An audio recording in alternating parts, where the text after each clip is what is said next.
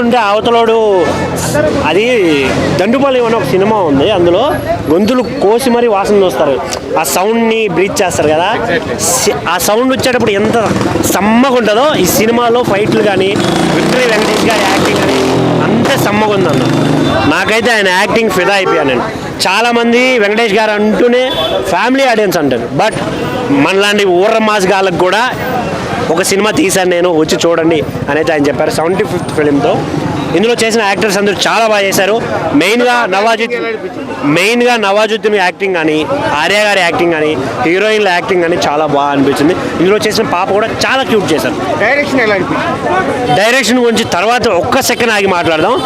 ఇందులో main negative story line అయితే, ప్రేమగా పెంచుకున్న కూతురు కళ్ళ ముందు చనిపోద్ది అని తెలిసినప్పుడు వచ్చే బాధ, చనిపోయిన తర్వాత కళ్ళల్లో ఏడవాలా వద్దా అనే ఒక టెన్షన్, ఇవన్నీ కలిపి ఒక వ్యక్తి చేయగలడు, ఆయన మన వెంకటేష్ గారు. ఈ సినిమాలో ఆయన తీసుకున్న కాన్సెప్ట్ కన్న కూతుర్ని కళ్ళ ముందు చనిపోయిన తర్వాత ఏదైతే చేయగలడు, విలన్తో ఎలా పోరాడతాడు అనేది కాన్సెప్ట్.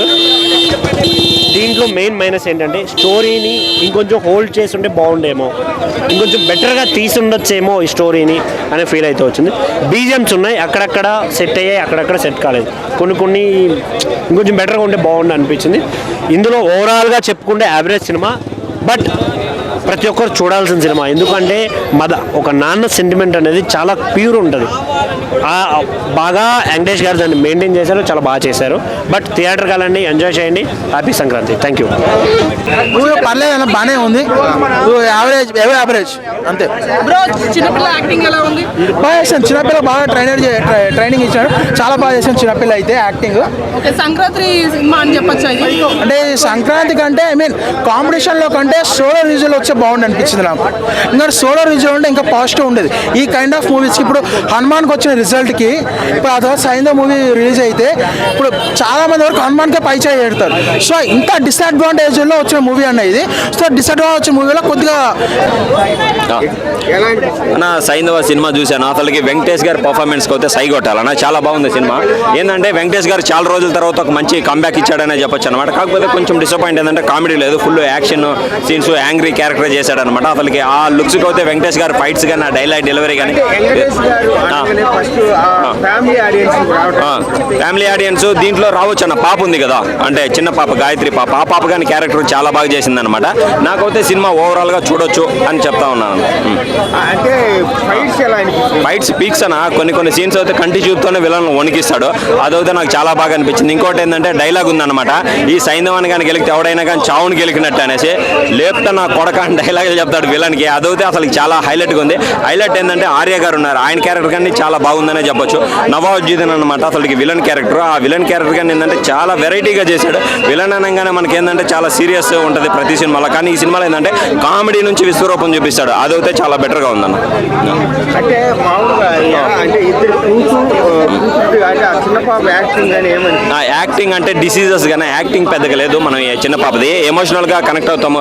డిసీజెస్ బాధపడుతున్నప్పుడు ఫ్యామిలీలో ఏంటంటే ఇంజెక్షన్ 17 కోట్లు అనగానే అసలు వెంకటేష్ గారి పర్ఫార్మెన్స్ అసలు మైండ్ బ్లాంక్ అయిపోతుంది. అసలుకి 17 కోట్లు అంటే మిడిల్ క్లాస్ వాళ్ళు ఎలా తీసుకోగలరు ఆ ఇంజెక్షన్ అనేది కథ, దాని చుట్టూ తిరుగుతుంటుంది. దాని వెనకాల మాఫియా ఉంటుంది, ఆ మాఫియా మనకి అరికడతాడు అనమాట వెంకటేష్ గారు. అదైతే చాలా బెటర్గా చూపించారన్న.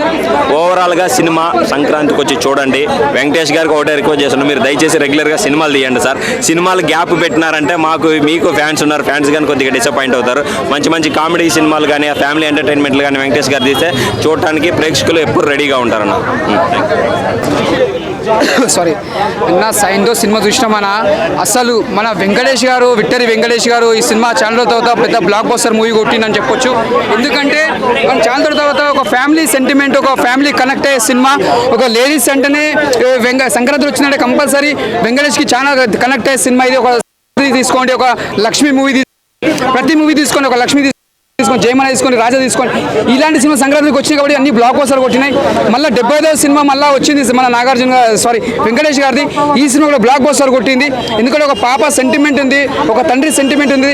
ప్రతి కూతురికి, ప్రతి తండ్రికి ఇది సెంటిమెంట్ సినిమా. ప్రతిదీ నువ్వు ఎంజాయ్ చేస్తావు సినిమా అంటే నీకు ఎక్కడ బోరం లేదు. సాంగ్స్ తీసుకోండి, ఒక మ్యూజియం తీసుకొని ప్రతిదీ మనం ఎంజాయ్ చేస్తాం. చెప్పండి. అదే చూస్తే ఆల్రెడీ చిన్నపిల్ల యాక్టింగ్ ముందుగా చెప్పండి ఆ పాపకి హ్యాట్సాప్ చెప్పాలి గాయత్రికి. ఎందుకంటే ఒక పెద్ద వెంకటేష్ గారితో అంత పెద్ద ఆర్టిస్ట్ తోటి నటించిందంటే అది మామూలు మాట కాదు. ఆ పాప చేసిన చాలా గ్రేట్ అనుకోవాలి. ఎందుకంటే ఈ ఏజ్లో పాప అంత చిన్న పాప కూడా అంత పెద్ద సీనియర్ ఆర్టిస్ట్ చేసిన చాలా గ్రేట్ అనుకోవాలి. ఇద్దరికి కనెక్ట్ అయిన సినిమా, మంచిగా నటించి తండ్రి కూతురు. ఆల్రెడీ ఆడియన్స్ మామూలుగా వెంకటేష్ అనగానే ఫ్యామిలీ ఆడియన్స్ ఇబ్బంది పడతారు, కానీ ఇందులో ఆల్రెడీ యాక్షన్ పార్ట్ ఎక్కువ ఉంటుంది, వైలెన్స్ ఎక్కువ ఉంది అని అంటుంది కదా. అంటే వైలెన్స్ అంటే నీకు స్టోరీ ఎట్లుందో, కథ ఎట్లుందో దాని తగ్గట్టు ఉంటుంది అన్న. మనం మనం కథను దేన్ని పోల్చుకోవద్దు. మన శాండో స్టోరీ ఎలా ఉంది, కథ ఎలా తిరుగుతుంది, ఆ పాప చుట్టే తిరుగుతుంది కథ అంతా. ఆ పాప చుట్టే తిరుగుతుంది, నీకు ఒక స్టోరీ మొత్తం పాప చుట్టే తిరుగుతుంది. కాబట్టి మనం దాని తగ్గట్టు సినిమా చూడాలి. అదొక సైకో సినిమా అంటారు కానీ సైకో అన్నట్టు కాదు ఈ సినిమా. ఒక పాప కోసం ఉంటుంది సినిమా చూడండి, చాలా బాగుంది. ఇలా విలన్ యాక్టింగ్ చేసిండు, చాలా బాగా చేసిండు. ఆ విలన్ ఆయన ఇచ్చి పడేసిన విలన్ యాక్టింగ్ సూపర్ చేసిండు. ఎందుకంటే మనం సినిమాకి మనం మంచిగా ఉంది బాగుందని చెప్పాలి, బాగాలేకపోతే బాగాలని చెప్తాం. ఎందుకంటే మంచిగా ఉన్న సినిమా మనం ఎందుకు బాగాలే చెప్తాం. సినిమా మాత్రం చాలా బాగుంది. ఇది ఫ్యామిలీ సెంటిమెంట్, ఫ్యామిలీ కనెక్ట్ అయ్యే సినిమా ఇది.